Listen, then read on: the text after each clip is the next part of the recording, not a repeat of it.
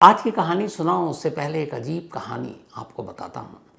ये कहानी है भोपाल के पास एक जगह है टीटी नगर। टीटी नगर पुलिस स्टेशन एरिया पड़ता है। अभी पिछले हफ्ते इसी भोपाल के 12th district and additional session जज हैं मिस्टर जयंत शर्मा। तो जज जयंत शर्मा ने एक फैसला सुनाया। ये फैसला एक माँ को लेकर था। एक माँ जिसे एक जुड़वा बच्चा पैदा हुआ, दोनों बेटे, और दोनों बच्चों के पैदा होने के ठीक 17 दिन बाद इसी माँ पर अपने दोनों बच्चों के कत्ल का इल्ज़ाम लगा।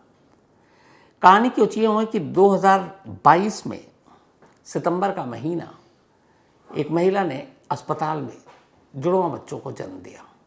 करीब 10 दिन तक वो अस्पताल में रही। इसके बाद घर लौट आई। घर आने के बाद ठीक 17वां दिन था, 22 सितंबर की रात थी। पूरा परिवार, पति, सास सभी सो रहे थे एक ही घर में। ये माँ भी अपने दोनों जो 17 दिन पुराना दोनों जुड़वा बच्चा उसके साथ सो रही थी। सुबह हुई तो अचानक घर वालों ने देखा कि माँ और दोनों बच्चे गायब हैं। सब परेशान, इधर उधर फ़ोन किया, फ़ोन भी बंद। तो फिर इस महिला की बहन को फ़ोन किया, पति ने पूछा, पर कुछ पता नहीं चले। थोड़ी देर के बाद अचानक इसी पत्नी का फ़ोन आता और वो कहती है कि मैं फ़लाने जगह पर हूँ, मैं वॉशरूम गई थी और पता नहीं किसी ने हमारे दोनों बच्चों को चुरा लिया, ये किडनैप कर लिया। सुनकर पति भी परेशान, सब भाग कर आते हैं। फिर महिला से पूछते हैं, वो कहती मैं बाहर अपने दोनों बच्चों को रख कर वॉशरूम गई थी और बाहर उसके बाद आई तो दोनों गायब थे। इसके बाद ये लोग जाकर पुलिस स्टेशन में रिपोर्ट लिखा देते हैं बच्चों की चोरी या किडनैपिंग की। अब पुलिस मामले की तफ्तीश करती है, तमाम CCTV कैमरे देखती है। पुलिस को भी थोड़ा शक होता है क्योंकि एक कैमरे में पुलिस देखती है कि एक जगह ऐसा है जहाँ पर दोनों बच्चे इस माँ के साथ नहीं हैं। एक बस में भी बैठती है, वहाँ पर भी नहीं है, उससे पहले है। और जिस जगह पर वो चोरी होने या किडनैप होने की बच्चे की बात बता रही है, वो उस तस्वीरों से या टाइमिंग से मेल नहीं खा रहा है। खैर, पुलिस अपनी तफ्तीश में लगी रहती है। 17 दिन पुराने 2 जुड़वा बच्चे गायब हैं। कुछ दिन बीतता है, करीब हफ्ता 10 दिन। एक रोज़ पत्नी अपने पति से कहती है, मुझे आपसे कुछ कहना है। पति कहता है, बताओ।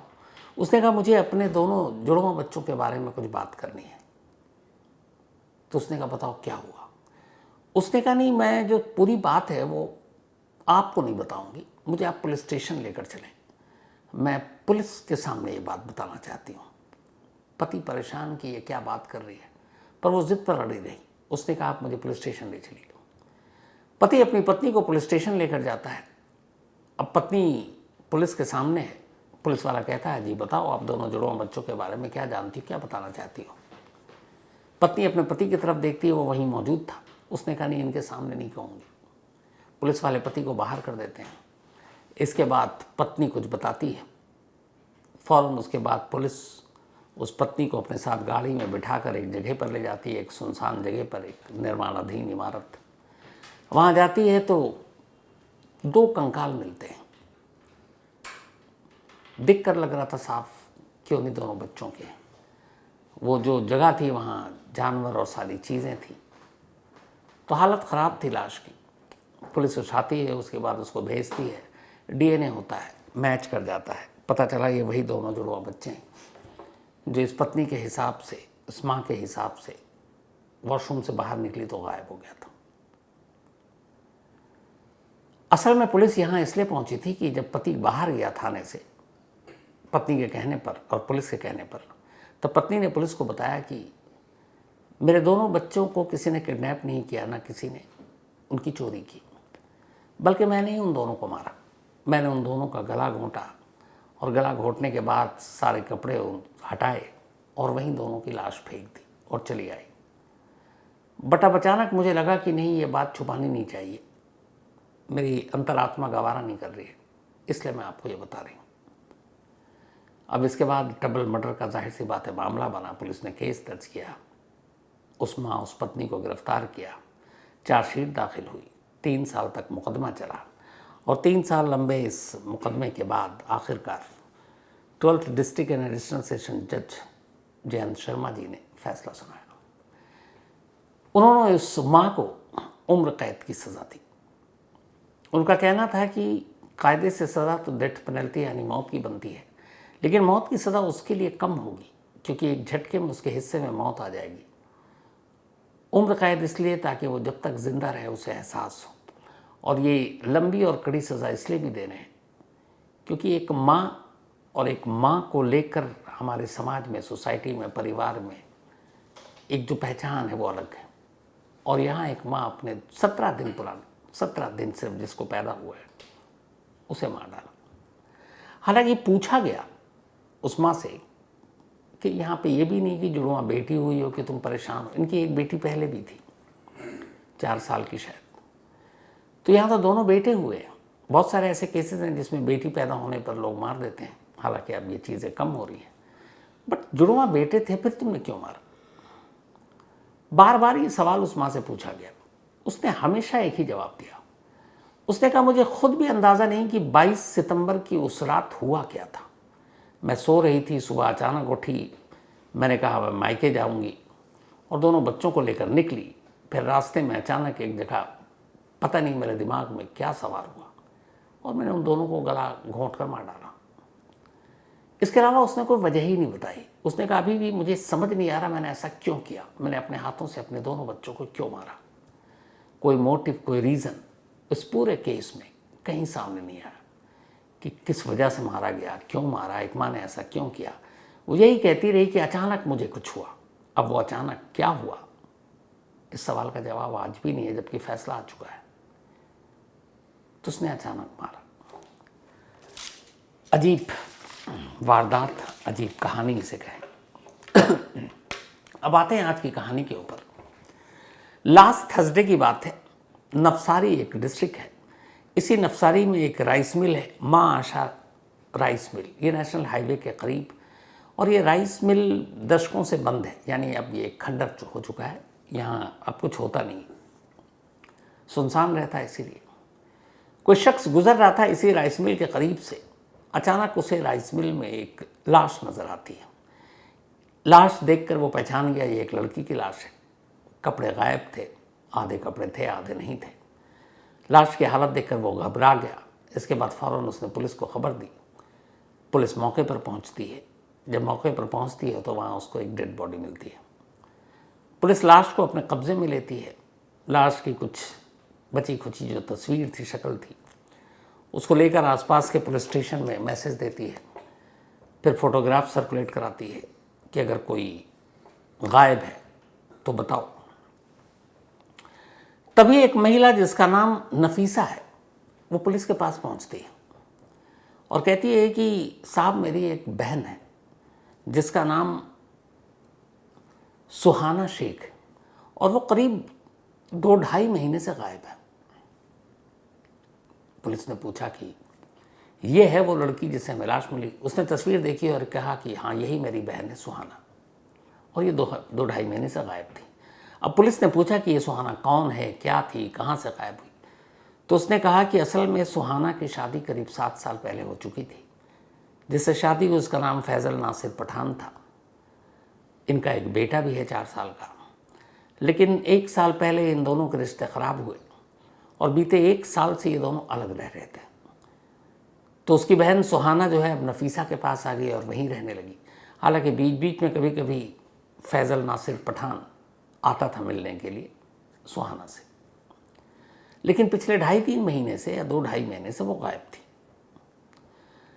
अब पुलिस के सामने केस सुलझ गया कि राइस मिल से जो लाश मिली वो सुहाना शेख की है। सुहाना शेख फैज़ल नासिर पठान की बीवी है। 3 महीने से गायब थी। 3 महीने से उसका कोई मोबाइल भी नहीं चला। इसका मतलब है सारे इशारे हो रहे थे कि ये एक मर्डर, और मर्डर के पीछे रिश्ते ख़राब तो पति ही है। अब पुलिस ने फैज़ल नासिर पठान की तलाश शुरू की। नेक्स्ट डे पुलिस को फैज़ल नासिर पठान भी मिल जाता है। अब पुलिस उससे पूछताछ करती है और उसके बाद राइस मिल ले जाती है और कहती है कि तुमने अपनी ही पत्नी का कत्ल किया है। पहले तो नासिर अपनी जो पुलिस की बात है वो मान लेता, कहता हाँ साहब मैंने मर्डर तो किया है। तो पुलिस उसको मौके पर ले गई। मौके पर ले जाने के बाद फिर उसने तस्वीर दिखाई। जो तस्वीर दिखाई उसको देखकर नासिर पठान कहता है कि साहब मैंने कत्ल किया है, ये मैं एक्सेप्ट कर रहा हूँ, लेकिन मैंने इस लड़की का कत्ल नहीं किया जिसकी तस्वीर आप मुझे दिखा रहे हो। अब पुलिस के चौंकने की बारी। कातिल इकरार जुर्म कर रहा है, कह रहा है मैंने मारा है, पर कह रहा है ये वो नहीं है जिसकी आप तस्वीर दिखा रहे हो। तो पुलिस ने कहा ठीक से देखो, इसी लड़की की लाश थर्सडे को मिली है इसी जगह से, और ये तुम्हारी पत्नी है, तुम्हारी बीवी है, और ख़ुद तुम्हारी बीवी की बहन नफीसा ने इसकी शिनाख्त की है। कहता सर मैं फिर कह रहा हूँ आपसे, मैं कत्ल करने की बात कबूल कर रहा हूँ, लेकिन मैंने इस लड़की को नहीं मारा। ये वो लड़की नहीं है जिसकी लाश आपने थर्सडे को बरामद की है। अब पुलिस परेशान, फिर यहाँ पे ये ख्याल आ रहा कि अगर ये उसकी बीवी नहीं है तो उसकी बहन नफीसा ने क्यों झूठ बोला वो कैसे पहचान गई। और इस बीच जब ये लाश मिली, नफीसा ने पहचाना, तो नफीसा ने आकर पुलिस स्टेशन में अपनी बहन के अब कत्ल का मुकदमा भी दर्ज करा दिया, हत्या का मामला, और नामजद उसी के हस्बैंड यानी फैजल नासिर पठान को इसका कातिल करार दिया। पुलिस ने अब नासिर पठान को उठा तो लिया, लेकिन तस्वीर देखकर कह रहा है कि मैंने इसको नहीं मारा है। अब बार बार जब उसने कहा तो फिर पुलिस ने भी पूछा कि भाई तूने मारा किसको है। उसने कहा जिस लड़की को मैंने मारा उसका नाम सुहाना शेख नहीं है, बल्कि उसका नाम रिया है। अब पुलिस फिर चक्कर में, बहन कह रही है उसकी बहन की लाश सुहाना, ये उसकी तस्वीर, वो उसकी पत्नी, साल भर से अलग, 2.5 महीने से गायब, और एक नया नाम ले रहा है रिया। तो पुलिस ने पूछा ये रिया कौन है। तब उसने बताया कि रिया मेरी दोस्त है, 1 साल से हम लिव इन में रह रहे हैं, और लास्ट 29 अक्टूबर की ये बात है। उसके साथ हम इस राइस मिल्स में आए घूमने के लिए, यहीं हमारा झगड़ा हुआ। इस झगड़े के बाद गुस्से में मैंने उसको सर पर मारा, फिर गला घोटा, उसका कत्ल किया और लाश यहीं फेंक कर चला गया। अब नासिर पठान ने कुछ और कहानी सुना दी, नया कैरेक्टर कहानी में, रिया। अब उसके स्टेटमेंट पर चूंकि शक भी था, तो पुलिस ने सबसे पहले रिया के बारे में जानकारी हासिल करनी शुरू की। रिया के घर तक पहुंची, रिया के दोस्तों तक पहुंची, पता चला हाँ रिया है और नासिर पठान के साथ रह रही थी लिव इन में, लेकिन वो कुछ दिनों से गायब है। उसका मोबाइल भी बंद है और घर वालों से किसी से कोई कांटेक्ट नहीं, जबकि वो अमूमन 1-2 दिन में घर पर भी बात कर लेती थी। अब जब ये पता चला तो रिया के घर वालों को बुलाया गया और कहा गया कि ये तस्वीर देखिए, ये लाश मिली है राइस मिल, ये कौन है। रिया के घर वालों ने फौरन पहचान लिया, उन्होंने कहा ये रिया है। यानी नासिर पठान सच कह रहा था कि उसने रिया का कत्ल किया। अब यहाँ मामला क्लियर हो गया, पुलिस ने डीएनए के लिए भी लाश को भेज दिया। लेकिन अब सवाल ये था कि नफीसा ने पुलिस को ये क्यों झूठ बोला। रिया की लाश को उसने अपनी बहन की लाश क्यों बताई, यानी सुहाना शेख की लाश क्यों बताई, यानी नासिर पठान की पत्नी की लाश क्यों बताई। अब पुलिस इस लाइन पर जब तफ्तीश कर रही है तो एक चीज़ और उलझा रही है पुलिस को, और वो ये कि चलो नफीसा ने झूठ बोला, हो सकता है तस्वीर में धोखा खा गई हो पहचानने में, लेकिन एक सच तो है। वो सच ये कि 2-2.5 महीने से सुहाना शेख गायब है। पुलिस ने जब उसके मोबाइल के CDR को खंगाला तो पता चला कि वाकई 2.5 महीने से उसके मोबाइल से कोई कॉल नहीं गया, कोई मैसेज नहीं गया, कोई व्हाट्सअप नहीं किया गया। तो इसका मतलब है कि सुहाना 2-2.5 महीने से बिल्कुल अलग कटी हुई है, किसी से बात नहीं, किसी ने उसको देखा नहीं, एक भी विटनेस पूरे ख़ानदान में, उसके दोस्त सबको छान मारा, पर कोई था ही नहीं। तो इसका मतलब है कि जो नफीसा कह रही है, इसका मतलब है कि सुहाना के साथ भी कहीं कुछ उल्टा पुल्टा तो नहीं हो गया। अब पुलिस ने दोबारा नासिर पठान को पूछताछ शुरू की। उसने कहा देखो तुमने कत्ल की बात तो मान ली, तुमने शुरू में ये भी कहा कि ये भाई मैंने कत्ल तो किया लेकिन इसका नहीं किया, इसका किया। तुम्हारी बीवी 2.5 महीने से गायब है, ये बताओ तुम्हारी बीवी कहाँ। अब वो पुलिस को उलझाने लगा। हालांकि पहले कत्ल की कहानी उसने दुरुस्त करा दी पुलिस को, बताकर सच, वरना पुलिस की line of investigation wrong side में थी। लेकिन अब पुलिस को उस पर शक हो रहा था। पुलिस ने तरीके से उससे पूछताछ की। जब तरीके से पूछताछ की तो फिर नासिर पठान ने कहा कि अच्छा चलिए एक बार फिर से उसी राइस मिल्स में चलते हैं। अब पुलिस को लगा कि ये क्यों राइस मिल्स में दोबारा ले जा रहा, रिया की बॉडी तो उठा चुके हैं। इस बार फिर वो राइस मिल्स में पहुंचा, पुलिस की पूरी टीम साथ में थी। राइस मिल्स के अंदर एक खंडरनुमा आधी ढही हुई दीवार और कुछ छत बाकी। वहाँ जाने के बाद एक जगह रुकता है और कहता है यहाँ पे आप खुदाई कीजिए। पुलिस वाले मजदूर को बुलाते हैं, खुदाई होती है, अंदर से इंसानी कंकाल मिलता है। कंकाल बाहर आता है, उस कंकाल के साथ कुछ कपड़े थे। कपड़े नफीसा को दिखाए गए, उसने पहचान लिया कि उसकी बहन के कपड़े। कंकाल को पुलिस ने कब्जे में लिया। अब नासिर पठान से पूछा, फिर उसने कहानी सुनाई। उसने कहा असल में हमारी शादी को 7 साल हो गए। पत्नी हमेशा लड़ती, शक करती, ससुराल वालों ने भी मुझे ज़्यादा कुछ दिया नहीं। और फिर मेरी ज़िंदगी में रिया आई, तो रिया के आने की खबर उसे मिल गई। झगड़ा और बढ़ने लगा। 1 साल से फिर हम अलग हो गए। वो अपनी बहन के पास जाकर रहने लगी, पर हमारा एक 4 साल का बेटा था, वो दादी के पास रहने लगा। तो बेटे के चक्कर में दोनों पति पत्नी भी कभी कभी मिल लेते थे, लेकिन इधर वो ज़्यादा झगड़ा करने लगी।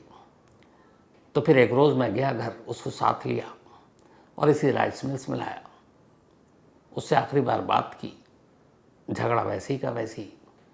फिर मैंने उसे मार डाला। मारने के बाद फिर मैंने इसी जगह उसको दफना दिया। दफनाने के बाद चला गया। अब उधर रिया इसकी ज़िंदगी में थी। अपनी पत्नी का कत्ल करने के बाद, अपनी बीवी को मारने के बाद, इसी राइस मिल्स में जहां उसने दफनाया था, अगले 2 महीने में वो अपनी गर्लफ्रेंड रिया को लेके कई बार इसी राइस मिल्स में आया। यहाँ सन्नाटा था, सुकून था, वहीं बैठता। बट उसके अंदर 2 चीज़ें थी। एक तो वो लेकर आता है, शायद उसे डर भी लगता। इंसान भूत प्रेत तो बाकी चीज़ों से डरता है। राइस मिल्स एकदम सुनसान जगह पर, तो अपनी गर्लफ्रेंड को लेकर आता। वहाँ तन्हाई के पल भी मिलते, और ये चेक करने के लिए आता था कि उसकी बीवी को जो उसने मारा और जो दफनाया है वो लाश अभी तक वहीं है, किसी की नज़र तो नहीं पड़ी, किसी ने खुदाई तो नहीं कर डाली।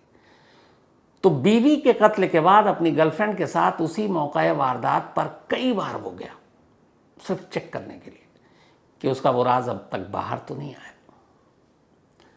और फिर बीवी के कत्ल के बाद अब जब रिया के साथ भी उसका झगड़ा शुरू हो गया, तो उसे लगा कि ये भी आगे चलकर वही कहानी बनेगी। फिर उसने पूरी प्लानिंग के साथ 29 अक्टूबर को रिया को अपने साथ लिया और उसी राइस मिल्स में पहुंचा जहाँ पे बीवी का कत्ल किया था। बस उससे कुछ कदम की दूरी पर इस बार उसने अपनी गर्लफ्रेंड को मारा। मारने के बाद लाश छोड़कर चला गया था। उसे लगा कि बाद में आकर दफनाएंगे, सुनसान इलाका, कोई यहाँ आता नहीं है, आने के लिए हिम्मत चाहिए। लेकिन तभी किसी और शख्स जो वहाँ पहुँचा और उसने देख लिया और पुलिस को बता दिया। अगर उसे मौका मिल गया होता उस लाश को दफना देता, तो शायद इन दोनों लाशों का राज इसी राइस मिल्स में ही हमेशा के लिए दफन रहता। लेकिन आखिरकार पुलिस ने इस केस को सुलझा लिया। तो ये थी आज की कहानी।